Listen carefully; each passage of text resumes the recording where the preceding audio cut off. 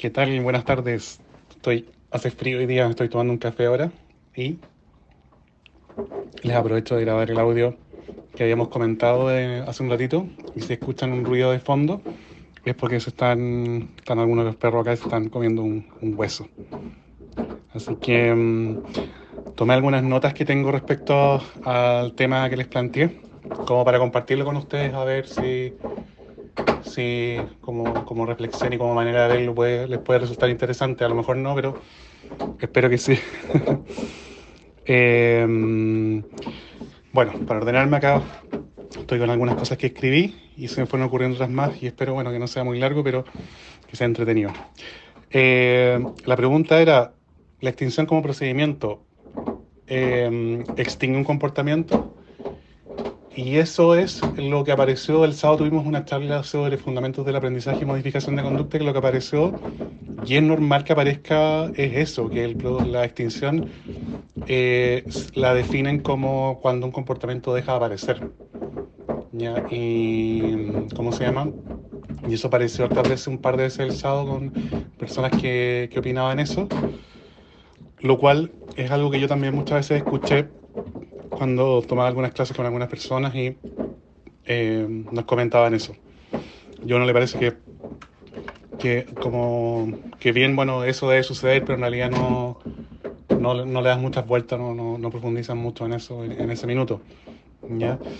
Pero es bueno, interesante verlo, poder darle quizás otro enfoque.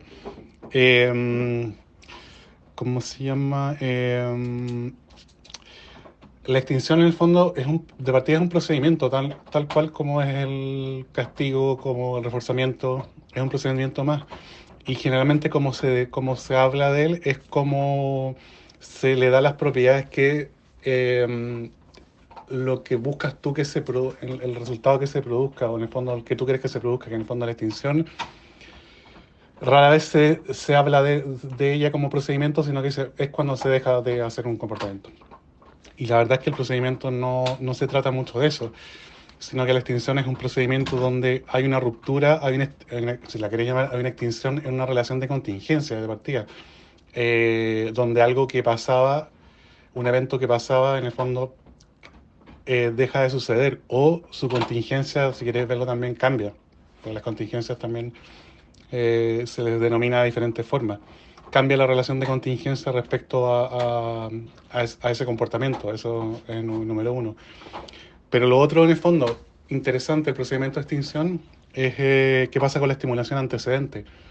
Que acá también aparecen cosas interesantes, ¿ya? Porque en el fondo son gran parte de los dos aspectos importantes que dan vuelta dentro de este procedimiento, porque los comportamientos no aparecen en vacío, no se dan frente a nada, sino que frente en el fondo, una estimulación antecedente ocurre un comportamiento, ¿ya? Y muchas veces eso puede explicar mucho más lo que está pasando que algo que viene después, que puede suceder o puede no suceder, ¿ya? Entonces, eso es parte como del procedimiento. Entonces, si nos centramos más en el procedimiento y no en la hipótesis de lo que significa, o lo que yo creo que significa el procedimiento, yo creo que vamos más en la línea correcta, ¿ya? Y posiblemente le vamos a dar un enfoque un poco distinto a lo que entendemos por extinción. Cuando yo también tomé algunas clases que sé yo, de hecho la extinción la colocaban en un gráfico, la graficaban y, y tenía una forma de proceder. Y no es que el procedimiento hiciese que en el fondo el comportamiento desapareciera, sino en el fondo el comportamiento eh, cambiaba en el fondo dentro de los parámetros que puede tener sobre frecuencia, intensidad y un montón de cosas. Entonces ahí ya tienes, por ejemplo, algo de que agarrarte, que más que el comportamiento desaparezca o no, lo que pasa en el fondo con esa ruptura de la relación de contingencia, pasa en el fondo que afecta ciertos aspectos de la conducta más que desaparezca. ¿Ya? Claro, en esos gráficos tendrían a colocar algunas cosas como que tendrían en el futuro a desaparecer, y aparecía el nombre de algo que le llamaban recuperación espontánea, que al día de hoy no sé si es tan espontánea, pero, pero le llaman así, y como va a explicar cuándo el comportamiento aparecía de nuevo. Y si te fijas en la denominación recuperación espontánea, eso ya te lleva más al A que al C, ya en el fondo, recuperación espontánea del comportamiento, pero ¿frente a qué? Frente a qué en el fondo, frente a qué estimulación antecedente. Y eso creo que te lleva mucho más por el camino correcto, donde en el fondo les quería en el fondo como compartir notas de las que tomé, ¿ya? Entonces, por ejemplo, cuando tú tienes un estímulo condicionado, ¿ya? Por ejemplo, una estimulación antecedente o lo que le llaman discriminativo, esa estimulación antecedente tiene una función, ¿ya?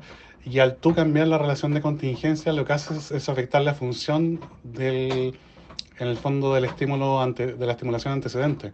Cambia de una función excitatoria a una función inhibitoria. Entonces, el, el, el, el, el estímulo en el fondo de la estimulación antecedente lo que hace es, en una extinción es hacer que su función cambie, con lo cual la extinción está muy cerca de algo que se llama discriminación, ¿ya? Y la discriminación explica mucho mejor por qué un comportamiento a lo mejor disminuye en frecuencia, ¿ya? Más que en el fondo que desaparezca, ¿ya? Entonces, al cambiar esta función antecedente, eh, empiezan a afectar obviamente todo lo que viene después, porque en el fondo la A viene antes que la C, ¿ya? Y lo otro en el fondo que no hay que olvidar que los procedimientos de extinción son en sí podrían en el fondo como ser mucho más como tomados en cuenta si se aíslan muchas variables y eso en la vida, en el diario operar es súper difícil o por no decir imposible, ¿ya? Entonces la cantidad de estímulos condicionados que se introducen al hacer un entrenamiento son tantos que aunque dejes en el fondo aunque se produzca una ruptura en una relación de contingencia, pueden haber otras cosas que hagan que el comportamiento siga en el fondo siga apareciendo, ¿ya? Entonces, ahí entramos también en otra temática que los reforzadores finalmente no son cosas, que lo hablamos generalmente en los cursos que hacemos, ¿ya?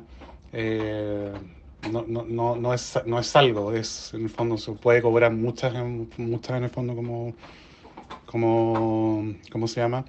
Puede cobrar muchas en el fondo formas, maneras de presentarse, ¿ya? Y eso, cantidad de estímulos condicionados que pueden hacer que un comportamiento siga practicando, también va muy en la línea de los programas de reforzamiento, ¿ya? Que si en el fondo, si lo supeditáramos solamente a algo, por ejemplo a comida, a un juguete, y esa consecuencia se llega a presentar, el comportamiento debería no seguir sucediendo. Pero la cantidad de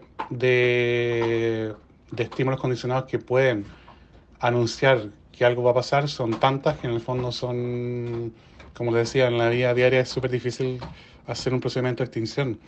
Y como les comentaba, creo que va mucho más cerca de,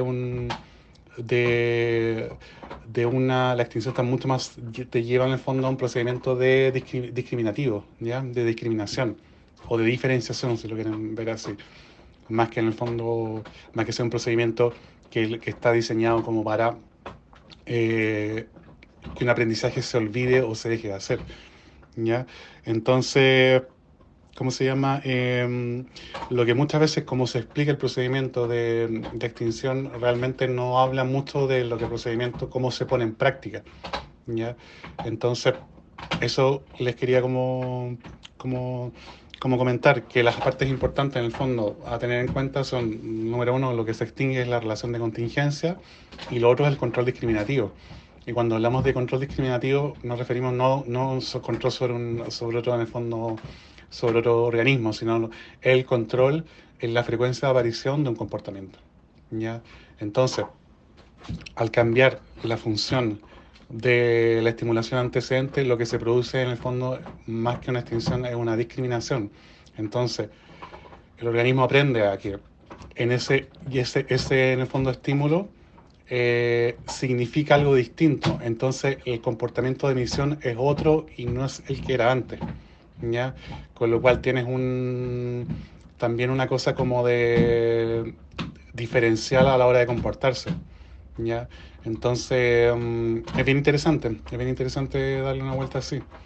Eh, entonces, si lo miras desde ese punto de vista, el procedimiento de extinción no hace que un comportamiento se extinga, sino lo que hace es facilitar la aparición de nuevos comportamientos frente a, en el fondo, a situaciones como relativamente parecidas.